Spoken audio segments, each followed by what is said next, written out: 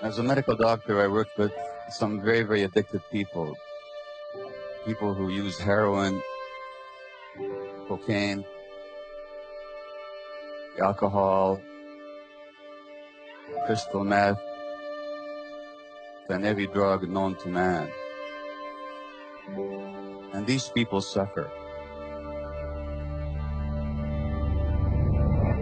They lose their health, they lose their beauty, they lose their teeth, they lose their wealth, they lose human relationship, and in the end, they often lose their lives. And yet nothing can force them to give up their addiction. The addictions are powerful, and the question is why? If you want to understand addiction, you can't look at what's wrong with the addiction, you have to look at what's right about it. In other words, what is the person getting from the addiction that otherwise they don't have? And what addicts get are relief from pain, a sense of peace, a sense of control, a sense of calmness, very, very temporarily. And that's what the real question in addiction is, not why the addiction, but why the pain. If you want to ask the question of why people are in pain, you can't look at their genetics. You have to look at their lives. And in the case of my highly addicted patients, it's very clear why they're in pain, because they've been abused all their lives.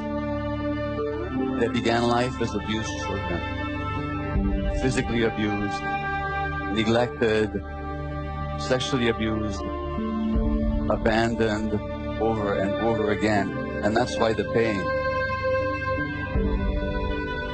The human brain develops in interaction with the environment. The kind of environment that a child has will actually shape the development of the brain.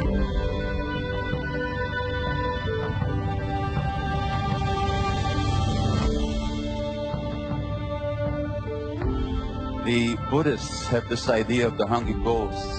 The hungry ghosts are creatures with large empty bellies and small scrawny necks and tiny little mouths, so they can never get enough. They can never fill this emptiness on the inside. And the addiction is all about trying to fill that emptiness from the outside.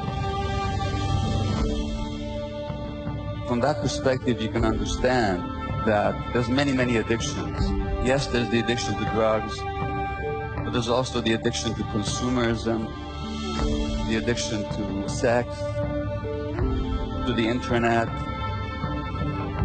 to food. For each person, there's a different way of filling the emptiness. But the emptiness always goes back to what we didn't get when we were very small.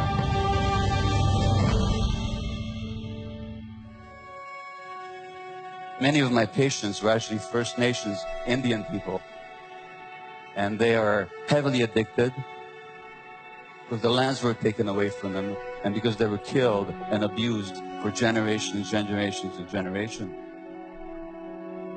If you can understand the suffering of these native people and how that suffering makes them seek relief from pain in their addictions, what about the people who are perpetrating it?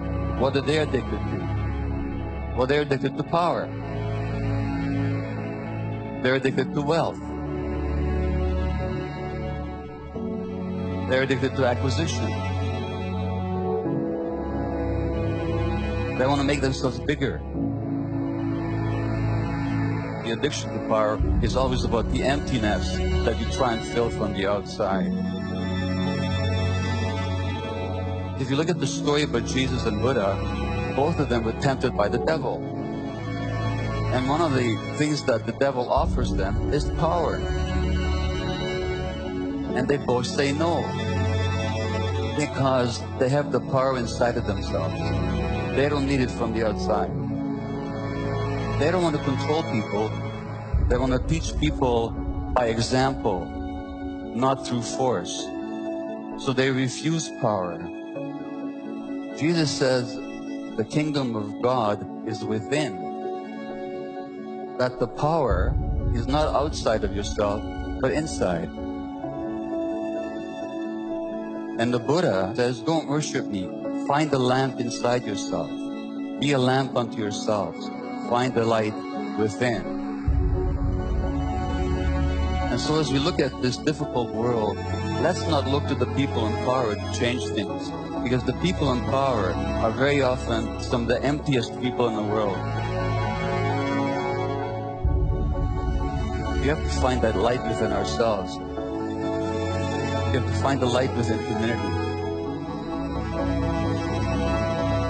And in our own wisdom, in our own creativity.